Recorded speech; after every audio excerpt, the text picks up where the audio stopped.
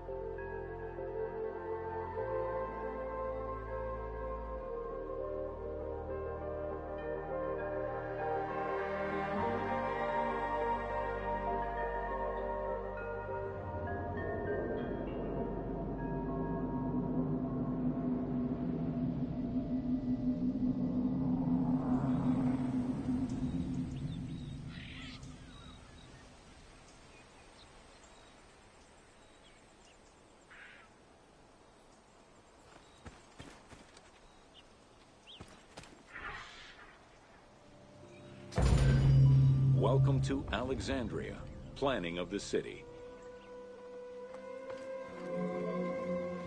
Alexander's plan to build his great city began with a verse from Homer's Odyssey. There is, in front of Egypt, in the sea with many swells, an island called Pharos. Guided by these clues, Alexander the Great founded his future city at the western end of the Nile Delta.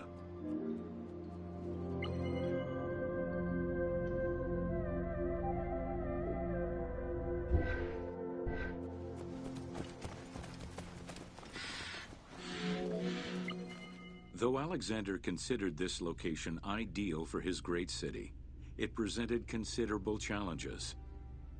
Too difficult to access during storms, the surrounding swamps threatened disease, and the limestone soil prevented the growth of healthy crops. However, due to the influence of his mentor Aristotle, Alexander the Great recognized that the true value was its strategic emplacement. Alexander knew that in controlling Pelusium to the east, Memphis to the south, and his crowning glory Alexandria to the west, he would create a triangular stronghold, allowing him to control the entire delta while giving him access to the Mediterranean.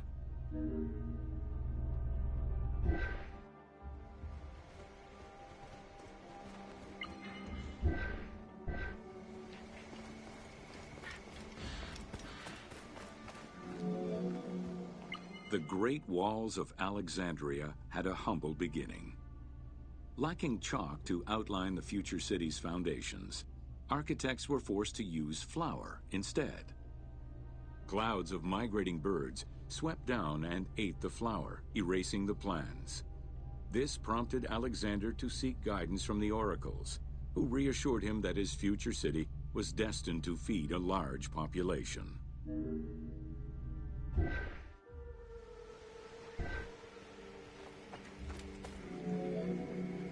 Excavations led by Mahmud Bey al-Falaki in the 19th century revealed that the wall enclosure measured approximately 5.2 kilometers in length and 2.2 kilometers in width.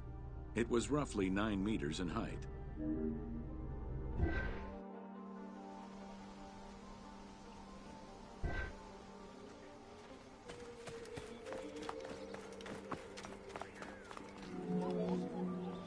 These formidable ancient walls would resist a number of attacks, including fending off the king of Syria in 169 BCE. It wasn't until 295 CE that they eventually fell to Roman Emperor Diocletian, and this only after 8 months of relentless assault.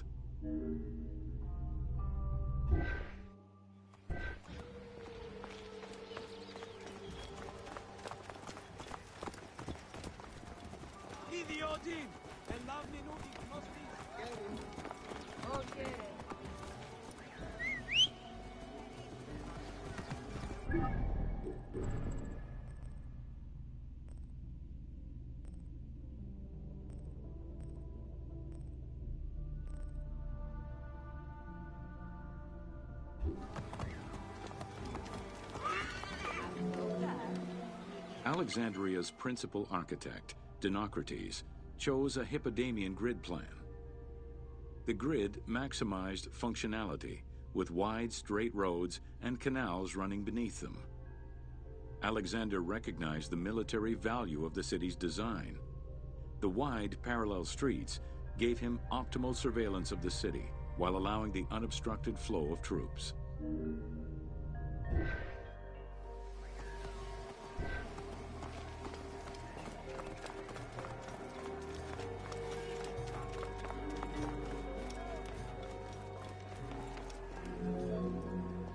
A central corridor ran from the Mediterranean's north port down to Lake Mareotis to the south.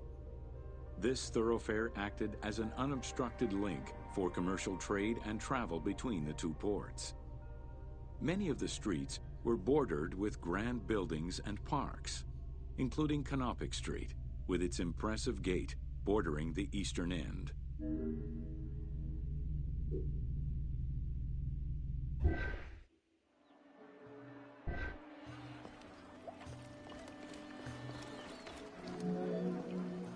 Alexandria was most likely built upon an already existing Egyptian village. Upon its completion, the Egyptians reviled the city, refusing to call it by its founder's name. Instead, they called it Raked, the building, as a mark of disdain, which was later Hellenized into Rakotis. Despite this, the name Alexandria would remain.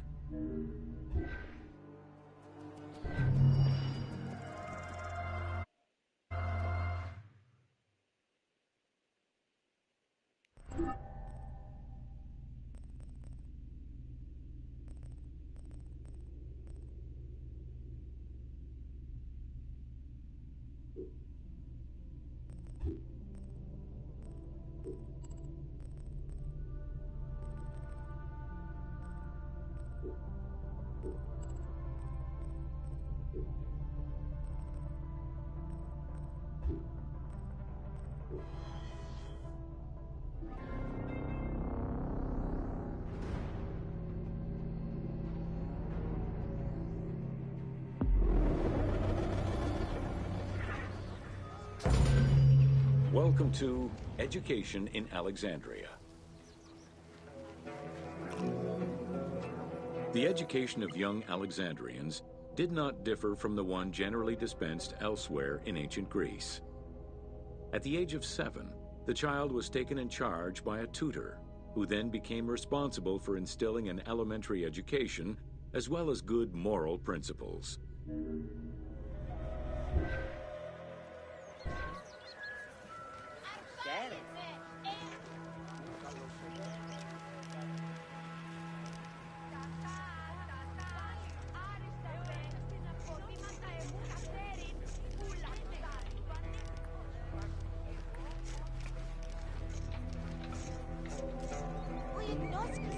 con strepsine? Simpalich, ethnos. Μήτε σου λέξω όταν σχολήν πάσιν τη διαλύση. Teaching was generally done outside, in the open air. In the gymnasium, students were taught not only sports, but also topics such as rhetoric, philosophy, music, and poetry, all things deemed essential to one's education at the time.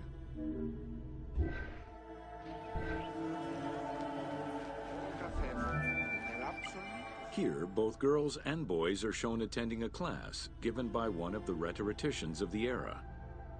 The team made the choice to show both genders attending class within the context of the game world. Even though it is historically inaccurate, the team felt it was not necessary to prioritize historical sexism over inclusive gameplay.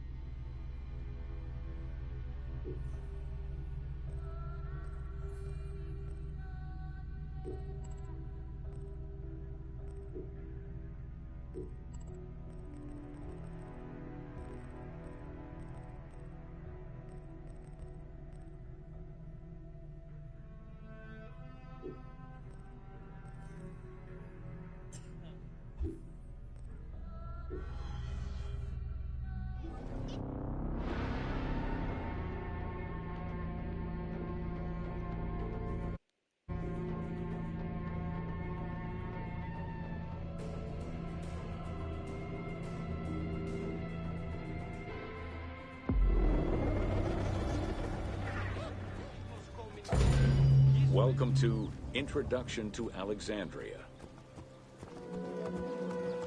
After conquering Egypt in 331 BCE, Alexander the Great decided to build a new city, which, as per his habit, he named after himself.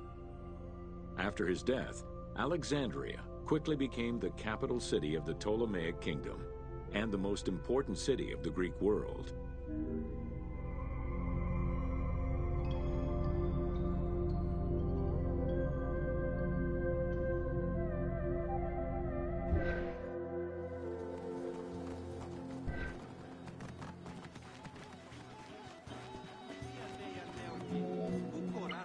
The city was built between the Mediterranean Sea and Lake Mareotis, which resulted in Alexandria becoming a crucial cultural hub and trading center.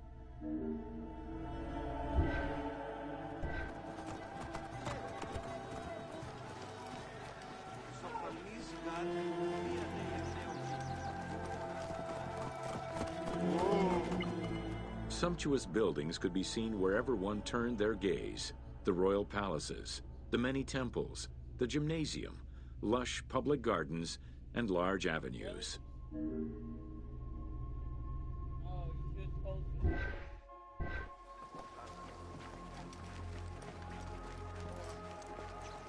Lux, see a lovely view, Neste. With its incomparable beauty and advantageous geographic location, Alexandria attracted foreigners, intellectuals, and traders. One of the most cosmopolitan cities of the ancient world, Alexandria supplanted even Athens as the most important Greek city in history.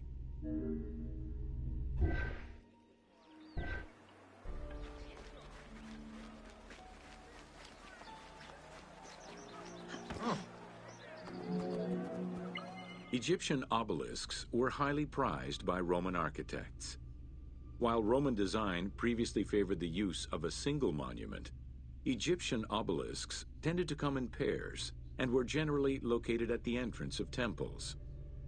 Several ancient Egyptian obelisks are still in existence today, though many are spread out across the world in locations such as Paris, Rome, New York, and London.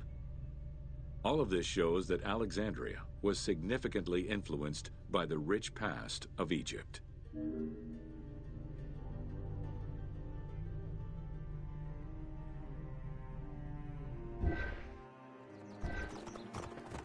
Ούκα έστεινε ο οφθαλμοί σου εύκους. Ο της αμελίας.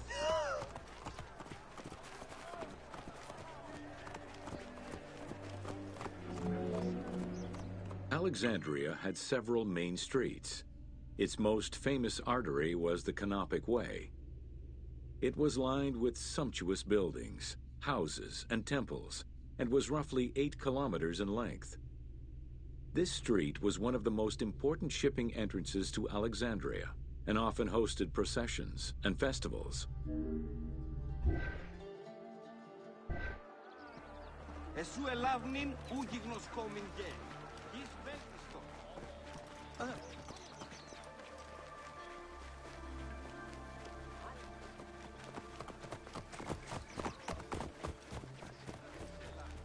Λοιπόν πρώην και εχθές.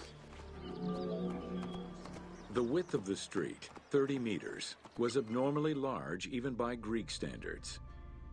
This is likely because the Canopic Way was made in a short span of time and based on an urban plan, as opposed to being slowly built over time, as was usual for the era.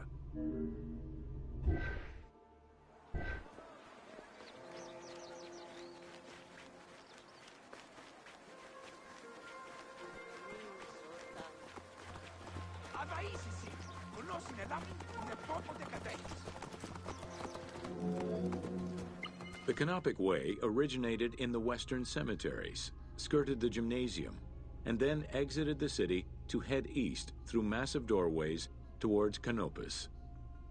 This structure was known as the Canopic Door.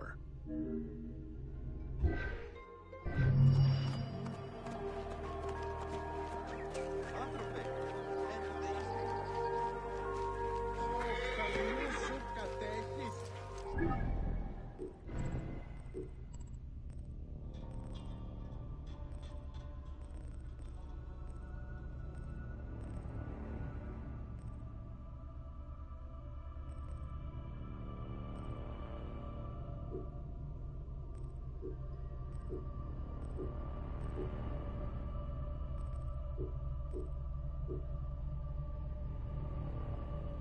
Μύτη του ύφου σου. Χαίρομαι.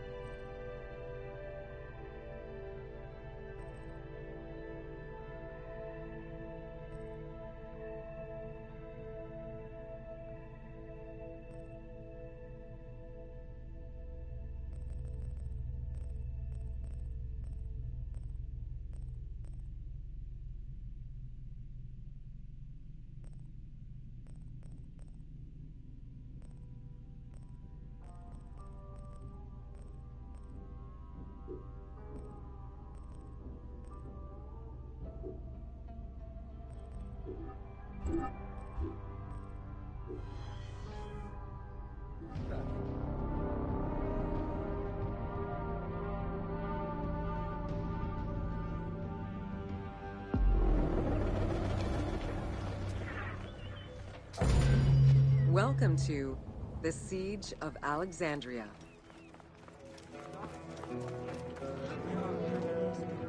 Among the collection of writings attributed to Julius Caesar are his descriptions of the Siege of Alexandria, the Gallic Wars, and the commentaries on the Civil War. These archives contain information on different campaigns, the Wars of Alexandria, Africa, and Spain. Each of them recounts Caesar's military activity from 58 BCE to 45 BCE. Though Caesar's documents remain a main source of information, it's important to note that the perspective is limited. It is necessary for other historical documents to be taken into consideration to provide a better understanding of events.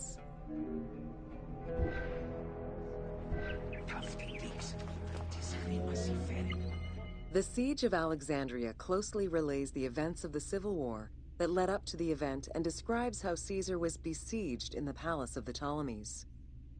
Other ancient authors have left equally valuable and sometimes contradictory information.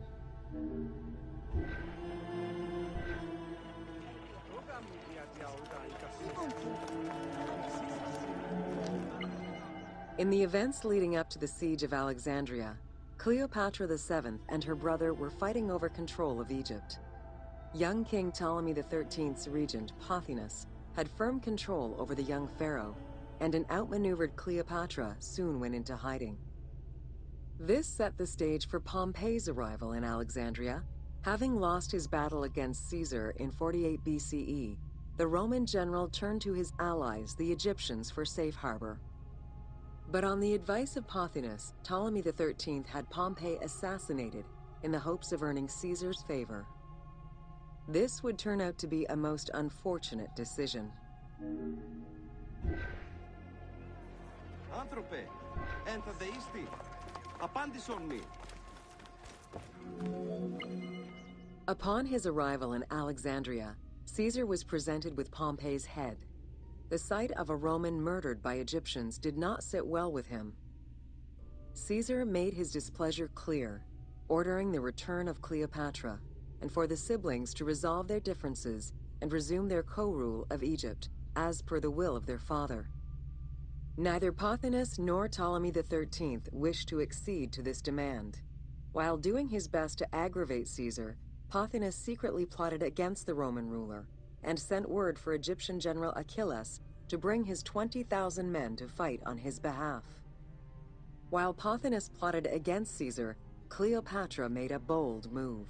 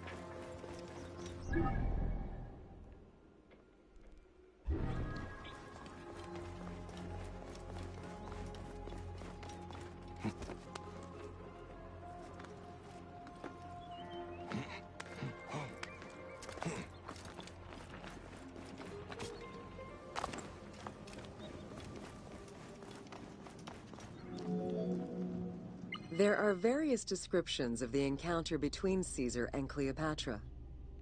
One report states that she snuck into the palace alone at night.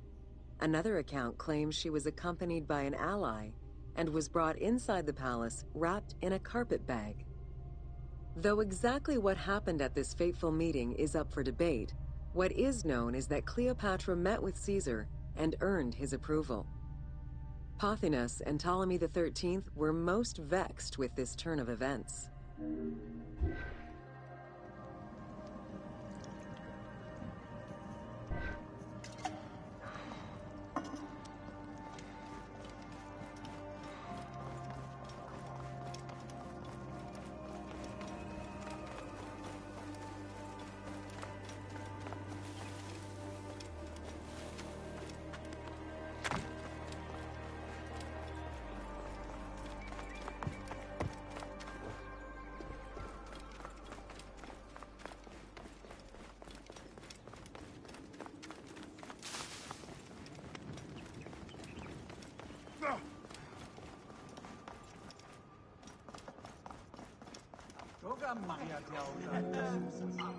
With Cleopatra finally present, Caesar chose to act as mediator between the siblings in the hopes of a peaceful resolution. It did not take long for things to sour. During a banquet given to celebrate the reconciliation, there was an assassination attempt on Caesar. It was the Roman leader's own barber who thwarted the attack. Once it was revealed that the king's regent, Pothinus, had ordered the attack, Caesar had him executed. He then placed the young king under guard.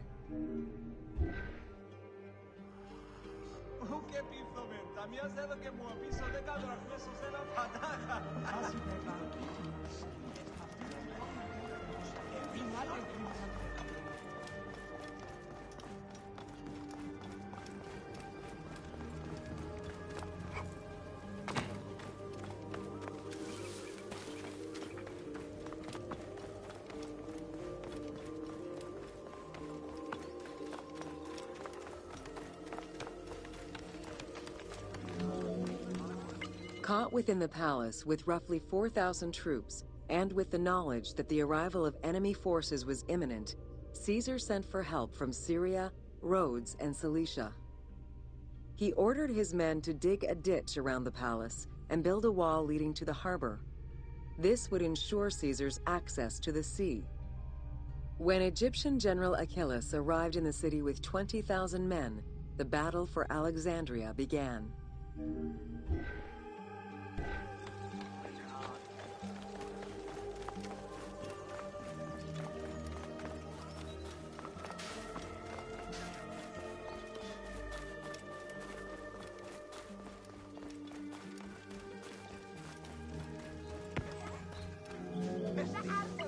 With so few men at his disposal, Caesar could not risk a battle just yet.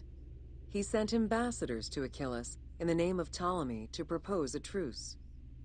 Knowing that the orders did not come from the young king, and angered by the pharaoh's imprisonment, Achillas had the messengers assassinated. With Caesar confined within the palace, Achillas positioned his troops around the city.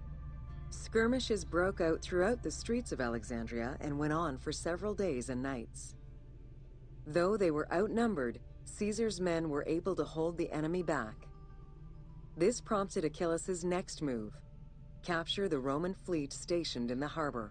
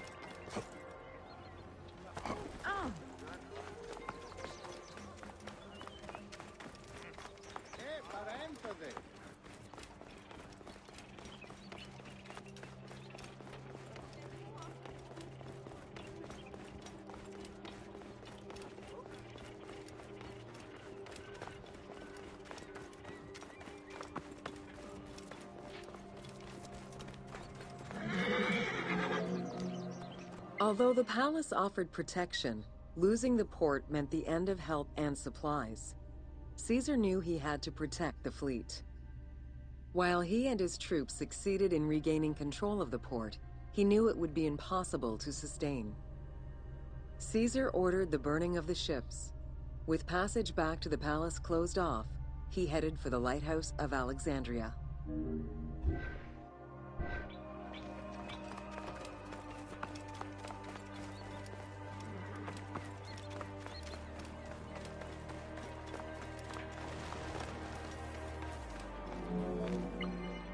Fighting their way through the Egyptian troops, Caesar and his men eventually reached Pharis Island. There, they took refuge within the lighthouse. With easy access to the open sea, Caesar was able to send messages to his allies requesting reinforcements and more supplies. The island fort also allowed him to control access to the harbor by relying on the chains used by the Egyptians to control ship traffic to and from Alexandria's docks.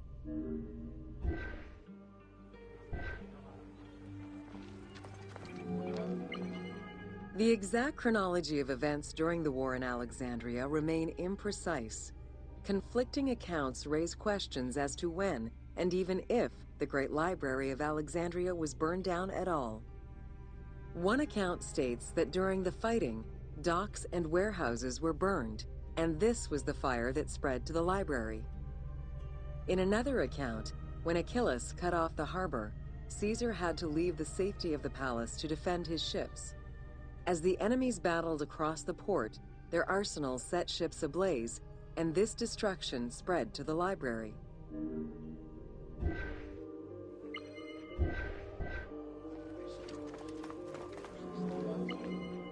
In either case, the Great Library was not completely destroyed. Experts point out that its location was too far from the harbor, and much later texts refer to the Great Library as being intact.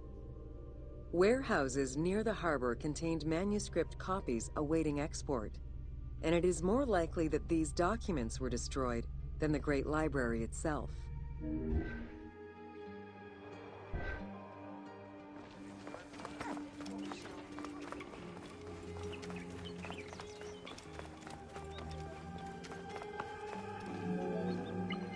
The destruction of the Great Library may have been due to a number of fires over the ages. Its end was probably closer to the 4th century CE, when the Christian Emperor Theodosius I ordered the closure of all pagan temples. While some documents survived after being moved away, it remains unclear just what knowledge may have been lost.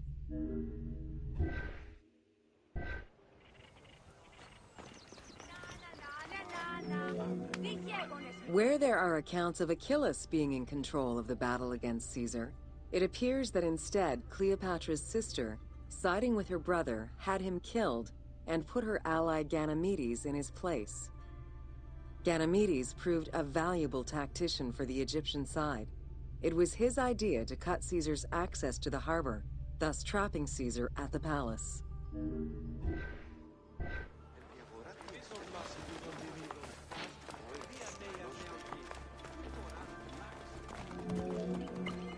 During the time of Ptolemy I, canals had been dug throughout Alexandria to provide fresh water. Ganymedes had his men take control of these canals. After isolating their own water supply, he had his men pour salt water into the canals and cisterns that led to Caesar's camp.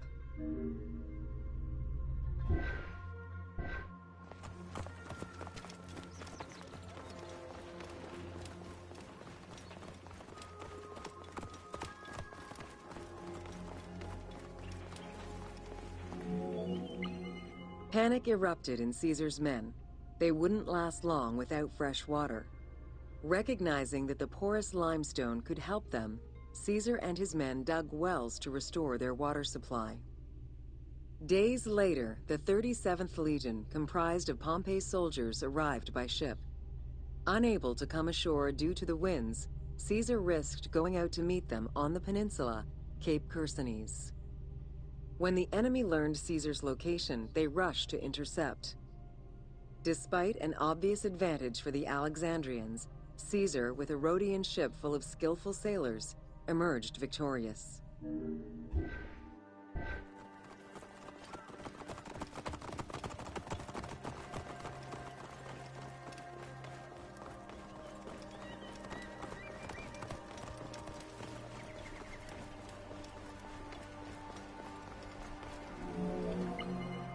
With help from the Allied ships, Caesar's victory enabled him to push the Egyptians back and secure the lighthouse.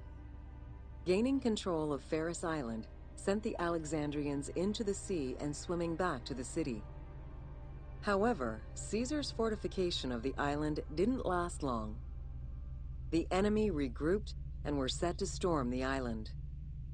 Panic-stricken, in spite of Caesar's encouragement, many of his men then fled their posts, either by ship or jumping into the sea.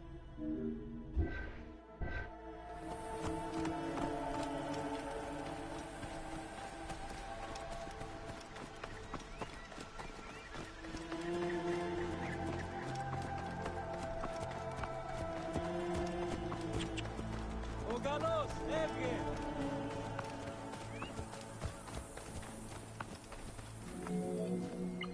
Caesar attempted to retreat, but Port Eunostos' harbor was overrun with enemy ships, preventing escape.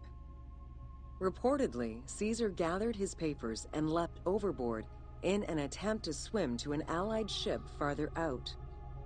Historian Cassius Dio claimed that Caesar would have drowned if he hadn't been able to remove his purple garment. Still, he managed to swim the distance and survive. The Alexandrians recovered the cloak and used it as a trophy to commemorate the Roman debacle.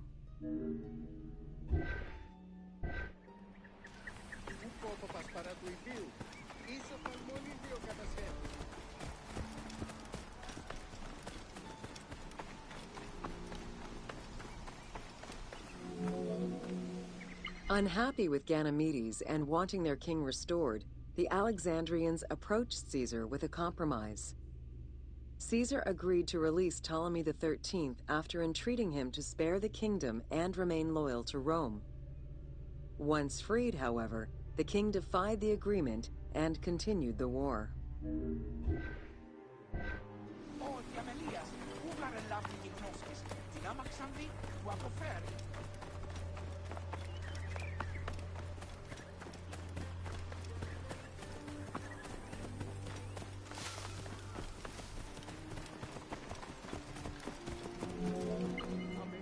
By this time, a faithful ally of Caesar's, Mithridates, arrived in Egypt, clashing with Ptolemy's troops at Pelusium.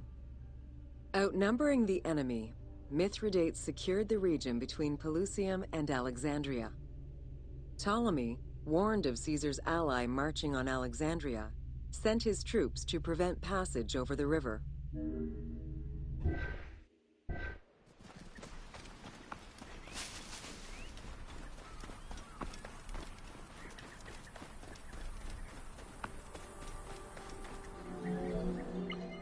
Mithridates warned Caesar in time, and the two groups confronted the armies of Ptolemy in the Delta. In the Battle of the Nile, the Romans gained the upper hand, sending the Egyptians fleeing. In the tumult and panic, King Ptolemy XIII drowned in the Nile.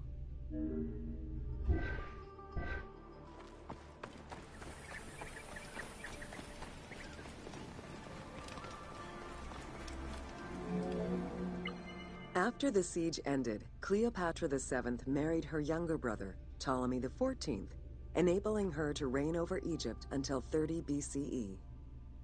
Under her rule, Alexandria settled into its position within the Roman Empire and eventually surpassed Athens as one of the most important cities in the Roman Empire. Julius Caesar remained in Egypt for a short time. He and Cleopatra would later have a son named Caesarion.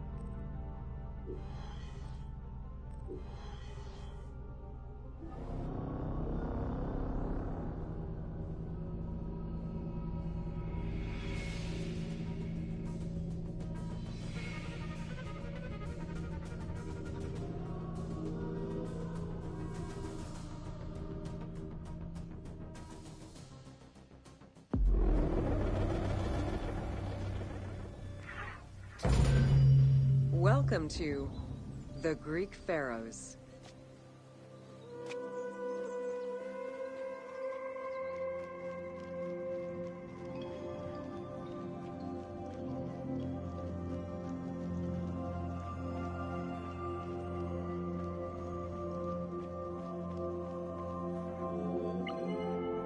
Pharaohs were considered divine incarnations of the gods. As an avatar of the gods living on Earth, the pharaoh's role was to preserve fundamental values and universal harmony by removing chaos, Izfet, and ensure that justice, Mot, prevailed. The pharaoh, by divine ancestry and through multiple offerings, was the bond that unites the world of men to the world of the gods and allows the maintenance of the cosmic order.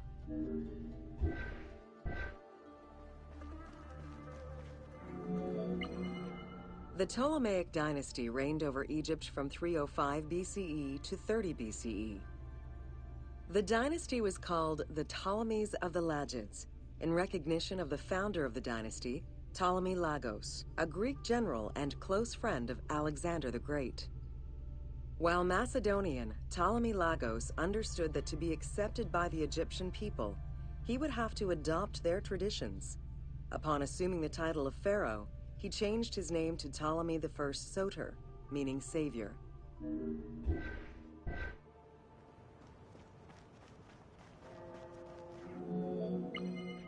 Born in 356 BCE, Alexander the Great went through a hasty education in the affairs of the kingdom before integrating into the Macedonian army, where he quickly rose through the ranks.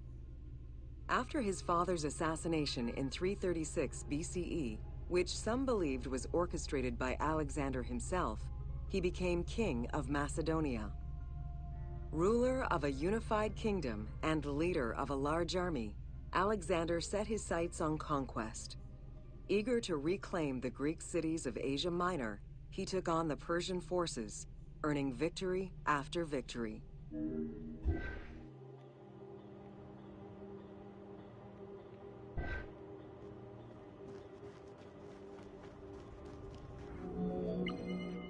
Ever victorious, Alexander the Great marched on, laying siege to city after city until he reached Egypt, where the Persians were defeated yet again.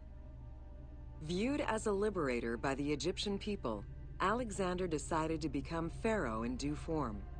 He traveled to Thebes to make a sacrifice to Apis, then went to the oasis of Siwa, where he was proclaimed son of Amun.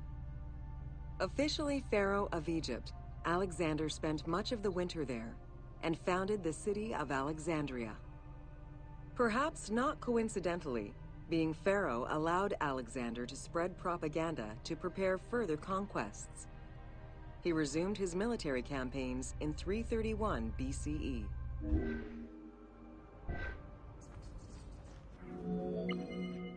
On his deathbed in 323 BCE, Alexander the Great gifted the satrapy of Egypt to Ptolemy Lagos.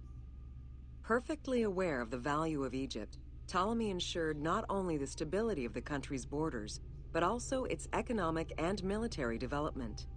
At the same time, he worked with the Egyptian elite to maintain the internal order of the country. By 305 BCE, Ptolemy, well respected both in Egypt and in the Mediterranean, was at the head of the largest fleet of the Hellenistic world. Ptolemy officially took the title of Pharaoh of Egypt in January 304 BCE, on the anniversary of Alexander the Great's death.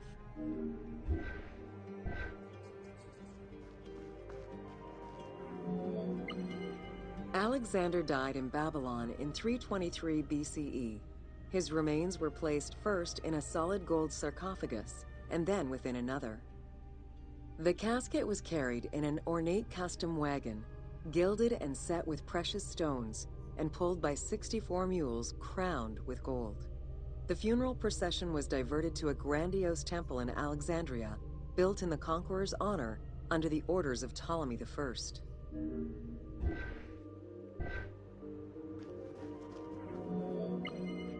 Julius Caesar visited Alexander's tomb at the capture of Alexandria, and the Roman Emperor Augustus reportedly placed flowers there. However, though many powerful leaders claim to have visited it, the tomb's location has gone missing from history. Some accounts do state that the golden coffin was replaced by a glass sarcophagus, probably by Ptolemy X. It is also implied that Cleopatra may have plundered the tomb in a time of financial crisis.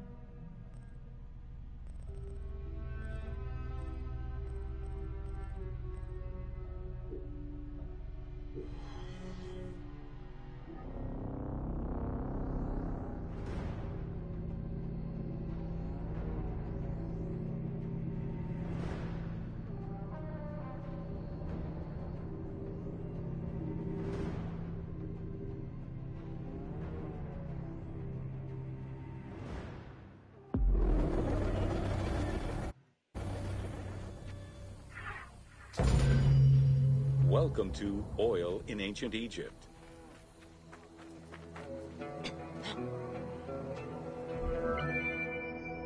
Castor, sesame, and moringa were the source of the most common oils in ancient Egypt. Oil was used for various purposes: cosmetics, medical treatments, nutrition, perfume, athletics, and rituals, to name a few. The team decided to use oil as an explosive to add more gameplay opportunities for the player.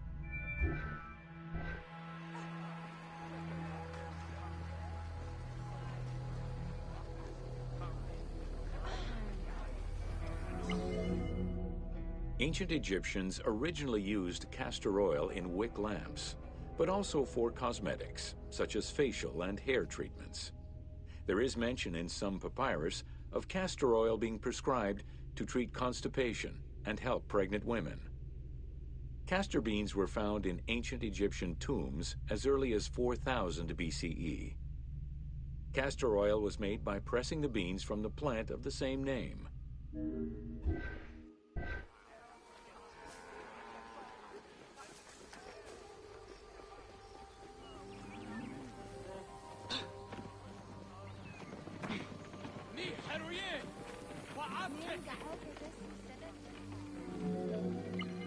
Olive trees were present, though scarce, in ancient Egypt's early history, and olives were mostly imported from Syria and Palestine. Their use and cultivation remained uncommon until the mass arrival of Greek settlers during the reign of the Ptolemies, when demand increased sharply. Olive trees were normally found in the region of the Fayum and the lands surrounding Alexandria.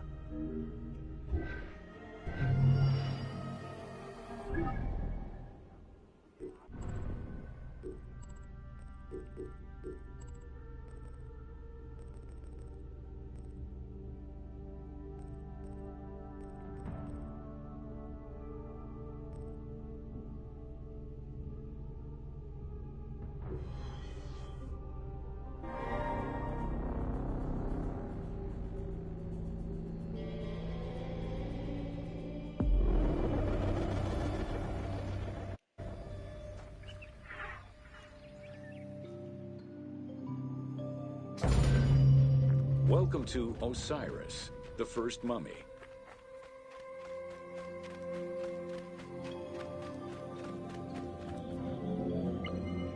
The oldest mummies recovered date from the Old Kingdom, though Egyptologists believe that mummification was in use much earlier than that.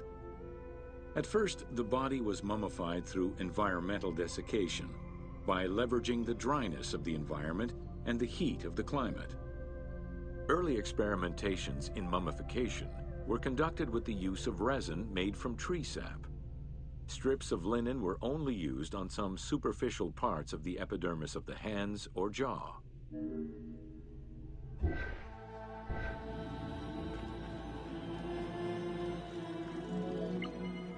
Ideologically, the will to preserve the body is not explained in any way until 3600 BCE. This is when the Egyptian belief that the body housed the soul was finally documented for modern Egyptologists to eventually decipher. It was not until the arrival of the myth of Osiris in the Egyptian religion around the 5th dynasty that mummification was thoroughly conceptualized. The practice was thereafter grounded in both a mythological and ideological point of view.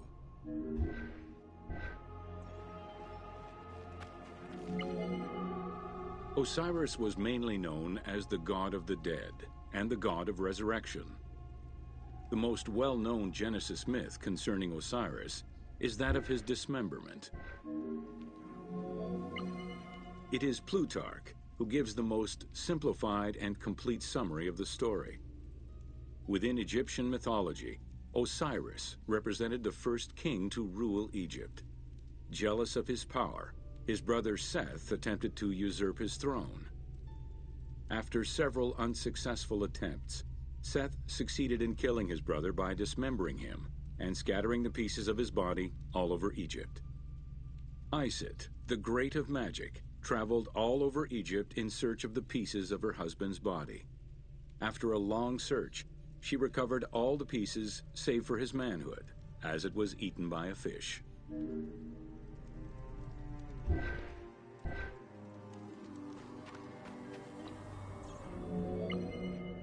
Isis then reassembled the body of her husband by binding it together with strips of linen.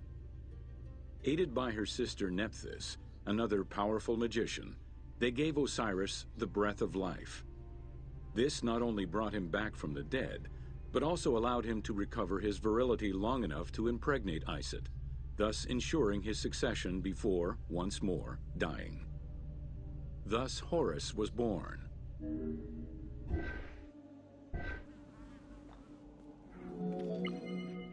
The ritual used to bring Osiris back to life essentially depicts how he became the first mummy.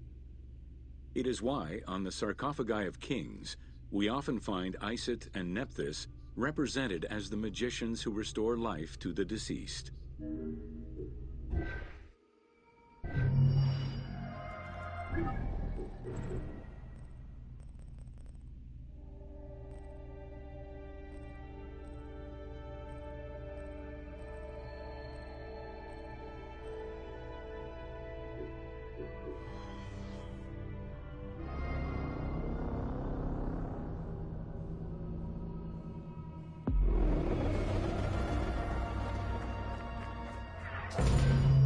Welcome to Ancient Egyptian Medicine.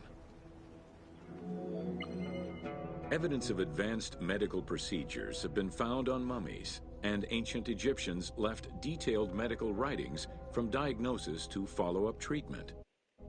One of the oldest known surgical studies is the Edwin Smith Papyrus. It's one of the first documents in history that notes an association between the integrity of the brain and cognitive functions, including cases of ocular complications and paralysis following head trauma. Vinegar-treated marble stone from Memphis was used as an anesthetic.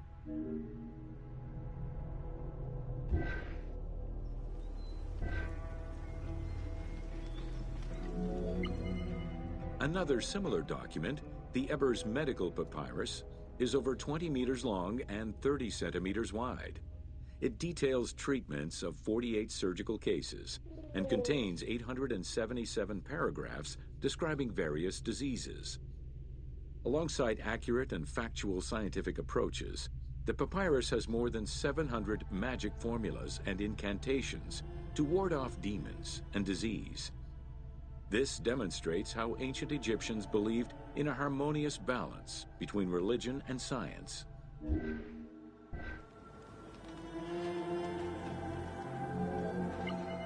Remedies were considered as medicine and carried by doctors and priests.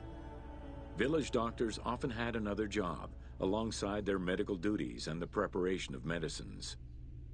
A cure for blindness was made of fermented honey, ochre, and coal. The science behind it was that honey functioned as an antiseptic and antibacterial, while ochre would reduce the swelling. All of their knowledge did not always suffice. Ramses II died of an infection caused by an abscessed tooth.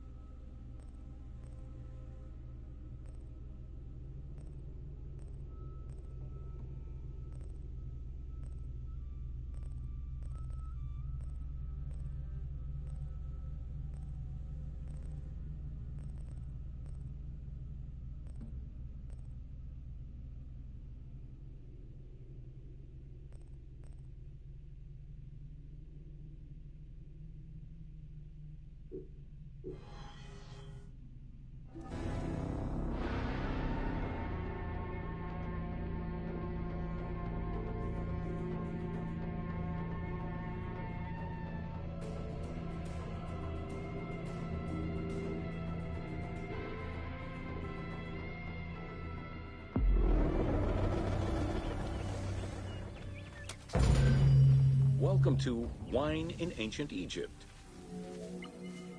When the god Horus lost his eye in a war with Seth, the ancient Egyptians believed the eye turned into a vine, and the vine's tears became wine. Early texts, dating back to 3150 BCE, contain the hieroglyph for vine. Regarded as extremely valuable, wine was highly sought after by the elite. It was also an essential part of many religious ceremonies.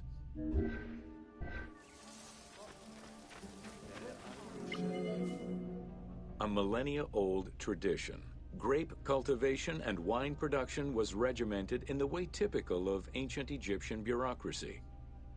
Egyptians kept careful records of winemakers, which they clearly identified on labels. Every landowner with a modicum of self-respect usually kept a vineyard. This held particularly true in the regions of the Fayum and the Nile Delta.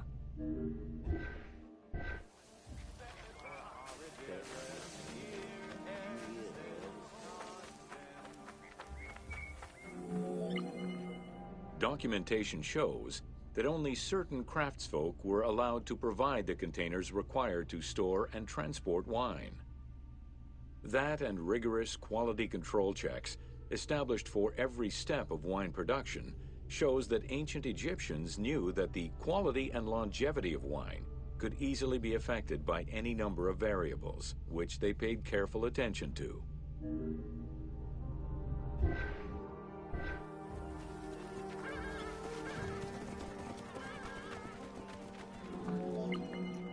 Egyptians had different kinds of wines, most of which ranged in quality from good to very good.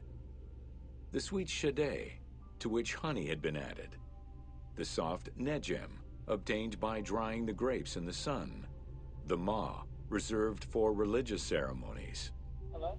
And finally there was the peor, the mediocre-rated wine, resulting from the second pressing of grapes and reserved for a less discerning palate.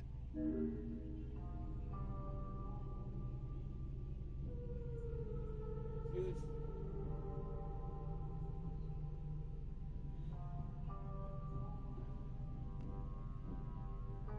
That's juice.